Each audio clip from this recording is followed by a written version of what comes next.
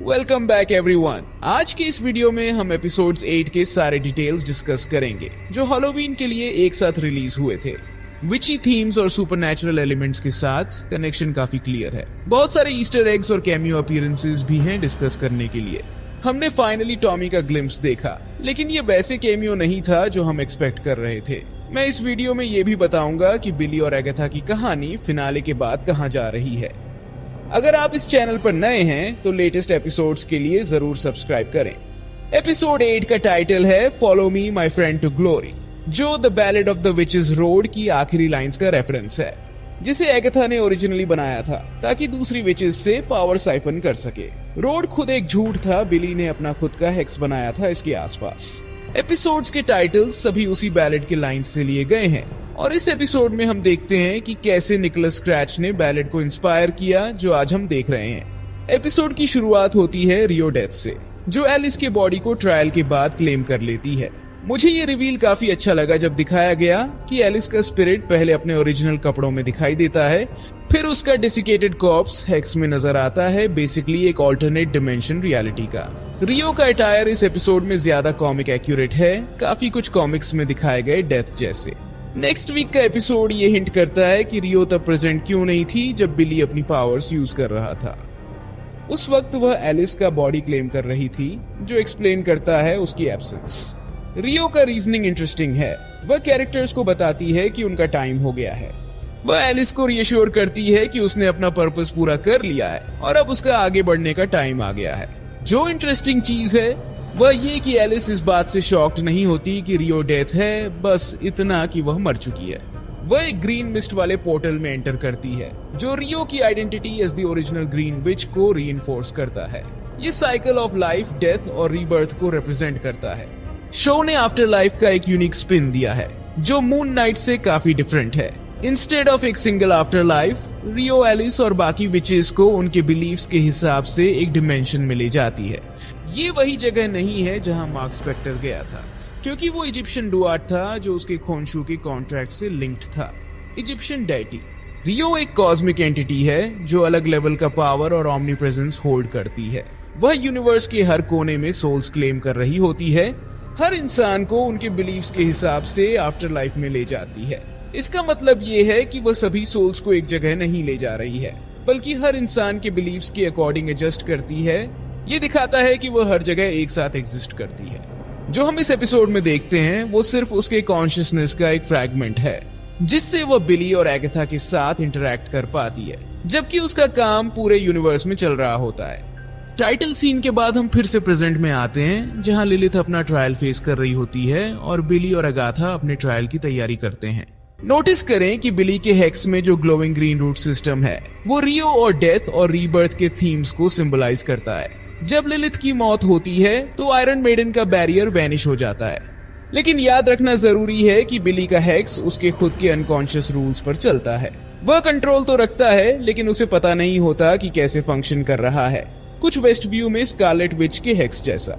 जब ट्रायल खत्म होता है तो ये रोड के उस पार्ट को ऑटोमेटिकली कट कर देता है जैसे ही वे अगले चैलेंज की तरफ बढ़ते हैं। फिर हम देखते हैं कि एगाथा का कॉन्फ्रंटेशन रियो के साथ होता है, जो थोड़ा सा अल्टर्ड आउटफिट पहने होती है, एक ग्रीन क्राउन के साथ, जो उसे ओरिजिनल ग्रीन विच के रूप में दिखाता है। ये क्राउन बिली के ब्लू क्राउन के पैरेलल है और उसके इमेंस पावर को दिखाता है। एमसीयू में सिर्फ सबसे स्ट्रॉन्गेस्ट लोग ही ऐसे क्राउन्स पहनते हैं।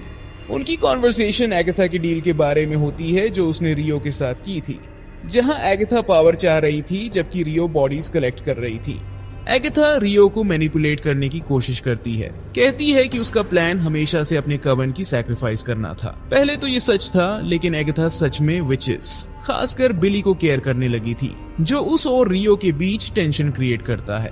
हमें कंफर्मेशन मिलता है कि रियो बिली को एक अननेचुरल बीइंग मानती है जो नेचुरल ऑर्डर को डिसरप्ट कर रहा है, जबकि एगाथा का एटीट्यूड ज्यादा रिलैक्स्ड है रूल्स को लेकर। जब रियो ऑलमोस्ट ये रिवील करती है कि रोड एग्जिस्ट नहीं करता, एगाथा उसे कट ऑफ कर देती है, रीइंफोर्स करते हुए कि बिली ने विचेस रोड बनाई थी, कुछ उसी तरह जैसे वांडा ने वेस्ट व्यू में अपना हेक्स बनाया था। रियो के कमेंट्स एगाथा के स्पेशल ट्रीटमेंट के बारे में निकोलस स्क्रैच के साथ उसके कॉम्प्लिकेटेड रिलेशनशिप को हाईलाइट करते हैं। ये सजेस्ट करते हैं कि अगर कोई और होता तो उनका बच्चा डेथ के द्वारा ले लिया गया होता। एगाथा का जवाब ये इम्प्लाई करता है कि निकोलस के लिए उसका प्यार उसके इवेंचुअल लॉस को और ज्यादा पेनफुल बना देता है। जब रियो पूछती है कि एगाथा ने दूसरों को अपने बारे में झूठ क्यों बिलीव करने दिया, एगाथा कहती है कि सच बहुत ज्यादा डरावना है। ये उसके विचेस रोड के कॉन से जुड़ा है, जहां एगाथा सेंचुरीज तक विचेस को डिसीव करती रही ताकि उनकी पावर्स अब्सॉर्ब कर सके। आखिर में हमें पता चलता है कि बिली को नहीं पता था कि लिलिथ ने अपने आप को सैक्रिफाइस कर दिया था, जो जेन क्लैरिफाई करती है। ये स्टेज सेट करता है रियो और उसके रोल को as the original green witch के लिए, जो लाइफ, डेथ और रीबर्थ के साइकिल को एम्फसाइज करता है। रियो का concept as a cosmic constant दिखाता है उसकी इमेंस पावर को डेथ को कभी मारा नहीं जा सकता, सिर्फ स्लो या टेम्पोरेरली कंटेन किया जा सकता है। उनकी बातचीत बिली की चाहत को रिवील करती है कि वो टॉमी को रोड के थ्रू वापस लाना चाहता है। ये उसकी पोटेंशियल को शोकेस करता है और ये भी हिंट देता है कि एक दिन वो स्कारलेट विच को भी सरपास कर सकता है। ये कॉमिक आर्क को फोरशैडो करता है, जहां बिली विकेन बनने के बाद डेमिर्ज बन जाता है, जो एक सेंटिएंट मैजिकल एनर्जी सोर्स होता है जिससे एमसीयू के दूसरे कैरेक्टर्स अपनी पावर ड्रॉ करते हैं। इसका मतलब ये होता है कि वो इवेंचुअली सारी मैजिक को एम्बॉडी कर सकता है। रियो चाहती है कि बिली अपनी एबिलिटीज को समझने से पहले उसकी सोल क्लेम कर ले, क्योंकि उसे डर है कि वो टॉमी को रिजरेक्ट या दूसरे पावरफुल फीट्स कर सकता है। बिली के अपने पावर्स को डिस्कवर करने के बारे में है। रियो के रिमार्क्स भी हिंट देते हैं कि टॉमी का स्पिरिट अभी वापस नहीं आया है, लेकिन बिली इवेंचुअली टॉमी को वापस लाता है। उसका स्पिरिट थॉमस शेपर्ड के बॉडी में डाल देता है। ये कॉमिक स्टोरी लाइन्स को रिफ्लेक्ट करता है रीइंकार्नेशन के बारे में, जैसे यंग एवेंजर्स में। ये भी दिखाता है कि अगर बिली रोड पर मर जाता तो रियो उसे क्लेम करने का चांस खो देगी। एगाथा का रियो को मैनिपुलेट करने का अटेम्प्ट एक क्लेवर रूज है, जो दिखाता है उसका बिली के लिए डीप केयर, जिसे अब वो अपने सरोगेट बेटे के रूप में देखती है, कुछ उसके पास्ट निकोलस के साथ जैसे। एगाथा और रियो की डील के टर्म्स ये इंश्योर करते हैं कि रियो और इंटरफियर नहीं करेगी, जो एक पेनफुल ब्रेकअप जैसा फील होता है। एक इंटरेस्टिंग मोमेंट तब आता है जब रियो अपने स्पेशल नाइफ का यूज करती है, जो डेथ के साइथ का एक वर्जन लगता है, ताकि बिली के हेक्स की रियलिटी को कट कर सके, जैसे किसी बैकड्रॉप में एक होल टीयर करना। ये उसकी पावर को इलस्ट्रेट करता है।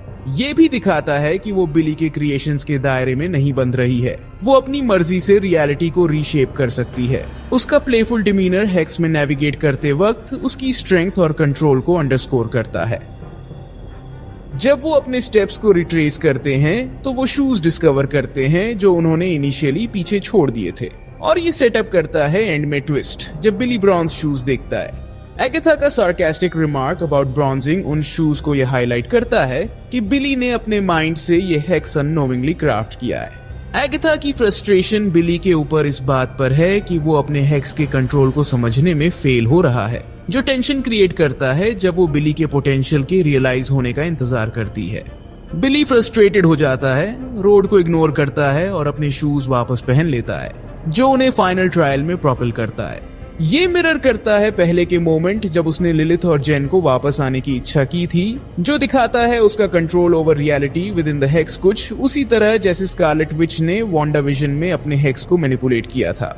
ये ट्रायल एक मॉर्ग सेटिंग में होता है, जो एगाथा के बेसमेंट और टनल्स के आइडिया को एको करता है, जो एपिसोड 2 से वेस्ट व्यू के नीचे थे। जब वे अपनी बिलोंगिंग्स डिस्कवर करते हैं, बिली का बुक स्मज्ड और अनरीडेबल होता है, जो फोरशैडो करता है कि जो आंसर्स वह ढूंढ रहा है वो छुपे हुए हैं। ये लिलिया के फोरसाइट को रिफ्लेक्ट करता है। उसने बिली को गाइड करने के लिए ये बुक दी थी टुवर्ड्स सेल्फ डिस्कवरी। इनके इंटरैक्शंस के माध्यम से बिली जेन को यह समझने में मदद करता है कि उसे कभी अपनी मैजिक की जरूरत नहीं थी, उसकी एबिलिटीज उसके अंदर ही थे। एगाथा रिवील करती है कि उसने जेन को 1920s में बाइंड किया था, ताकि अपने आप को उन मेल पियर्स से बचा सके जो उसे हटा देना चाहते थे, जो उसका कॉम्प्लिकेटेड पास्ट दिखाता है। एगाथा का इमोशनल बिट्रेयल सरफेस होता है जब जेन का अनबाइंडिंग सेरेमोनी होता है, जहां वह अपने पास्ट एक्शंस के लिए रिग्रेट एक्सप्रेस करती है। जब जेन अपने पावर्स रिगेन कर लेती है और वेस्ट व्यू के डर्ट से अपने आप को क्लॉ करके बाहर निकलती है, तो ये उसकी लिबरेशन को सिंबलाइज करता है, और ये बिली के हेक्स के एक अनकॉन्शियस रूल की वजह से होता है, जो ये कह रहा था कि जब वह अपने पावर्स वापस पा लेगी तब वह हेक्स से निकल जाएगी। बिली हर चीज में कितना बड़ा रोल प्ले कर रहा है, चाहे वह खुद इस बात को रियलाइज न करे। वह चाहती है कि रियो बिली को क्लेम न कर सके। होपिंग कि अगर वह मर गया तो शायद उसकी पुनर्जन्म हो सके और रियो उसे पाने से रह जाए। डिस्पाइट इस अपीयरेंस के वह उसके पावर्स अपने लिए लेना चाहती है। एगाथा की इंटेंशंस रूटेड हैं एक डिजायर में to protect both Billy and Tommy. वह प्रिपेयर करती है एक स्पेल को परफॉर्म करने के लिए बिली के साथ ताकि टॉमी का स्पिरिट लोकेट किया जा सके, और रिवील करती है कि बिली के पास पावर है टॉमी को दूसरे बॉडी में ट्रांसफर करने की। बिली का कनेक्शन टॉमी से डीपन होता है जब एगाथा उसे समझाती है कि वह अपनी मेमोरीज का यूज करके अपने भाई को वापस ला सकता है। फ्लैशबैक्स की मोमेंट्स में वांडाविजन से दिखाते हैं बिली और टॉमी के बीच के बॉन्ड को। जब बिली एक विजन एक्सपीरियंस करता है एक लड़के का जो डूब रहा है, तो रिवील होता है कि यह ओरिजिनल थॉमस शेपर्ड था जो टॉमी के पुनर्जन्म के लिए प्लॉट सेट करता है। यह सीन इंटेलिजेंटली टॉमी के सुपर स्पीड का हिंट देता है बिना उसका फेस डायरेक्टली दिखाए। जब बिली सक्सेसफुली टॉमी को वापस लाता है तो उसे एक इम्पोर्टेंट रियलाइजेशन होती है कि उसने अब तक टॉमी को रियल वर्ल्ड में लोकेट नहीं किया। ये कॉमिक्स से डिफरेंट है जहां उनकी पुनर्जन्म एक दूसरे के पास होती है। स्टोरी लाइन एक्सप्लेन करती है कि स्कारलेट विच को टॉमी के रिटर्न का सेंस क्यों नहीं हुआ, क्योंकि ये अब तक हुआ ही नहीं था। जैसे ही बिली टॉमी को वापस लाता है वह अपने हेक्स से बाहर ट्रांसपोर्ट हो जाता है और एगाथा अपने ट्रायल को कंटिन्यू करती है। वह निकोलस स्क्रैच के डेथ के बारे में रिफ्लेक्ट करती है। वह रिवील करती है कि उसका डेथ नेचुरल था, किसी मैजिकल ट्विस्ट की वजह से नहीं। इस ग्रैंड सुपरनैचुरल एक्सप्लेनेशन का एब्सेंस स्टोरी को एक लेयर ऑफ रियलिज्म देता है जो एम्फसाइज करता है कि कभी कभी लॉस बस जिंदगी का एक हिस्सा होता है। इस एपिसोड में एगाथा का जर्नी लाइफ और डेथ के बिटर स्वीट नेचर को इनकैप्सुलेट करता है। निकोलस स्क्रैच के बालों का एक लॉक यूज करके स्पेल परफॉर्म करते हुए वह अपने सौरों को स्ट्रेंथ में ट्रांसफॉर्म करती है जो रिबर्थ के थीम को रिफ्लेक्ट करता है। उसका comment death out of life Billy के विलियम कैप्लन के बॉडी में पुनर्जन्म को कनेक्ट करता है और टॉमी के रिटर्न का फोरशैडोइंग करता है। बिली के हेक्स से एगाथा का एस्केप एक क्लेवर नॉड है प्रैक्टिकल मैजिक की तरफ, जहां नेचुरल एलिमेंट्स का यूज करके स्पेल कास्ट किया जाता है। सीन वेस्ट व्यू की तरफ शिफ्ट होता है जो अब रियो के ऑमिनस पावर के नीचे है, जो क्लासिक विचेस की तरह एक विकेड ग्ली के साथ पोर्ट्रे होती है। एगाथा का लिली का यूज एक वार्निंग के रूप में हाई स्टेक्स को इलस्ट्रेट करता है जो कॉन्फ्रंटेशन के दौरान होंगे। एगाथा का बिली की मदद लेने से इनकार करते हुए उनके सैक्रिफाइस की स्टेज को सेट करता है। उनके बीच के डायलॉग इवॉल्व होता है जिससे बिली अंततः एगाथा के मेंटल बैरियर्स को तोड़ने में सफल होता है। एगाथा का बॉडी डिकेइंग होना, उसका रैपिड एजिंग सिंबलाइज करता है उसके पास्ट का वेट। बिली का उसका ब्रूच लेना एक पॉइंटेंट मोमेंट सर्व करता है जो हिंट देता है उसकी एबिलिटीज एज अ गोस्ट के बारे में। रियो का स्कल लाइक विजाज एक कॉमिक बुक रेफरेंस ऑफर करता है, याद दिलाते हुए कि वह असल में डेथ ही है। उनके एनकाउंटर के बाद बिली एक नॉर्मल वेस्ट व्यू में वापस आता है, टाउन्स पीपल के अस्टॉनिशमेंट का सामना करते हुए। हेक्स के अंदर वक्त का एम्फसाइज होता है। जब वह अपने घर में वापस आता है तो एक क्लैरिटी एक्सपीरियंस करता है। उसके आसपास द विज़र्ड ऑफ ऑज के मोटिव्स होमकमिंग और सेल्फ डिस्कवरी के आइडिया को रीइंफोर्स करते हैं, जो इस रियलाइजेशन को लीड करता है कि उसने हेक्स को शुरू से ही क्रिएट किया था। एपिसोड के थीम्स ऑफ एम्पावरमेंट, सैक्रिफाइस और इंटरकनेक्टेडनेस को एनकैप्सुलेट करता है और बिली के जर्नी के लिए एक इंट्रीगिंग पाथ सेट करता है जो आगे बढ़ने वाला है।